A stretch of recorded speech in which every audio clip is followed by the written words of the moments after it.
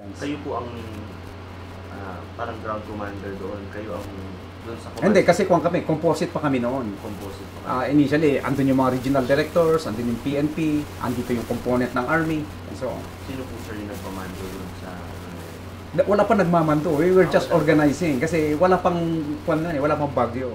So sir, ang syempre, ang sunod lang na tanong ng mga tao, kung ganito, handa kayo, bakit po daw po maraming mga namatay? Oh, it's man against nature. How could you survive at 300 km per hour? Even how prepared are you with the strong surge?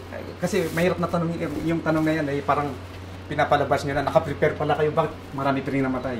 Remember, you're fighting against nature. You can do otherwise yan. Kung nandito lang kayo and nakita nyo kung gaano kalakas yung bagyo na yan, even how prepared are you?